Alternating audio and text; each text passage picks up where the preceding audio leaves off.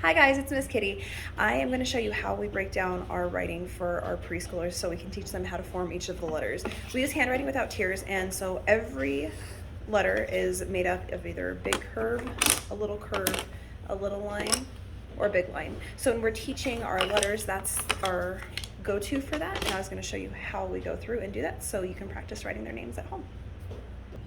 So very importantly, one of the first things I teach my kids is that we always start our letters at the top, and we even sing a song that we always start our letters at the top. We always start our letters at the top. Well, you better start your letters. Oh, we always start our letters at the top. So when I'm making these, I'm showing them that it's a big line here, a big line here, and a little line here. So when we're practicing, that's what we tell them. So B would be a big line with a little curve and a little curve. And I also teach them to do their little b with a big line first and then that little curve. And that also shows them that B, it's easy to tell it apart because this B is just missing that extra little curve. So big curve, big curve. Let me get a different marker. Okay. And then our D is a big line and a big curve. And with the D, I always teach them it's a circle first. So those two little curves make a circle, and then we do our big line. That can help them differentiate between the B and the D since they look so similar. So between my little trick with that, it's just missing that curve, and that D having the circle first, that seems to really help them. And I'm just going to write this and kind of talk at you while we're doing this, because our end of kindergarten goal is to have these guys being able to write their name in both all caps and in mixed upper and lower case letters. I'm not so worried about like, oh, okay, this is a good way to kind of help them that you can touch the top line and the bottom line, and I'm not worried too much about the hitting the middle line, just because these guys will refine those skills after they start kindergarten. So once they start kindergarten, they'll start working on how to put those and position those on a line. We don't worry about the letters that are small, the letters that are tall, and the letters that fall.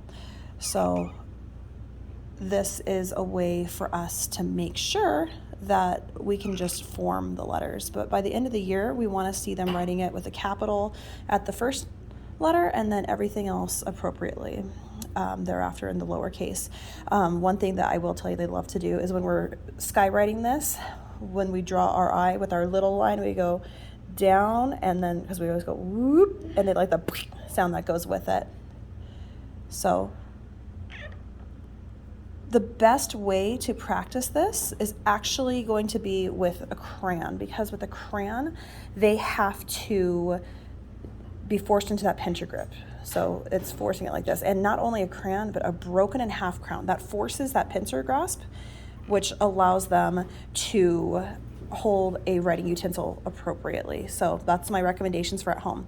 So for K and A and anything with a slanty line, this tends to throw them off a little bit. But once again, just break it down for them. Big line, little line, little line. And same for this one. And that will help tremendously with them being able to get it. And honestly, it just takes practice. So as much as they can practice at home to write these letters, the better, just for their motor skills and for their ability to write these letters. For our letter M, this one's always a little tricky for kids too, because it's such an up and down motion. So we do big line down and then start back up at the top and kick that letter out. And then another big line and then another big line. As you can see, it's super wide, but until they refine those like really small wrist movements, they're mostly moving their hands. We're working on getting that really refined wrist movement, but they're still brand new to this. So just practicing like that. So curve, line, little curve, line. And that will just help them get that practice down of that repetitive motion. And it's not going to be perfect. I try to tell them like, oh, make a mountain, make a point at the top, and that tends to help. Same with this N. This N is really tricky for these guys. So we'll go and make that slanted line and then start our letter back up at the top.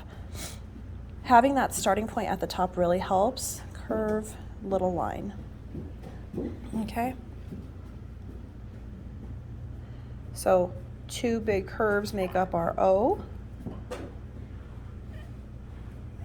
O, and then our line followed by the little curve, big line followed by a little curve. And another thing I have my students pay attention to is, are the letters looking the same or are they different? Because some of them, they just get shrunk down, even like this little P. It looks pretty much just like that. And those are probably gonna be the letters that they recognize first because they don't look so different. Whereas like the A, that looks pretty different. The G, that's really different. So it's kind of hard for them to see. But they can also see like with the L, oh, he's just missing that little part. The B, he's just missing that little part. So we can figure that out.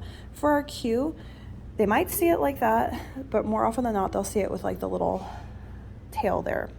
So it might be a good idea to expose them to both.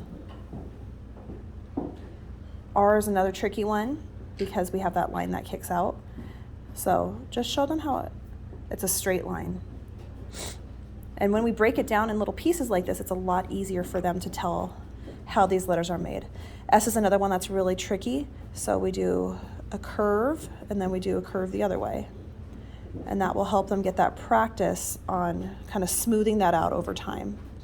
And then 2 little curves for our S, our lowercase s. Big line for the T. I always do my downstroke first. And just big lines and little lines and understanding where those go.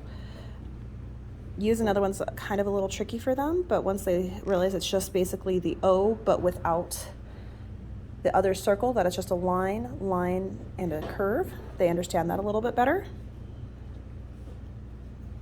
And then V, kind of tricky too, but if it makes a point at the end, just tell them that kind of looks like the volcano's upside down or that it's an upside down mountain. That tends to help them. W is kind of like our M up here, where we're gonna widen it out. So you're gonna start your letters at the top, kick it down, back up, kick it down, back up. And when they're skywriting this one, they love this one. They'll just go whoop, whoop, whoop, whoop, kind of like a roller coaster. And then same with our lowercase w. X, they crisscross in the middle, so 2 big lines. And Y is a little different. So Y, this tends to be kind of always up for debate when people are teaching. So we do a little line up here, a little line up here, and a big line down there. And then our lowercase y, little line, big line, and Z is little line, big line, little line, little line, little line, little line. So that's it. That's how we teach our preschoolers how to form their letters using just those 4 simple shapes.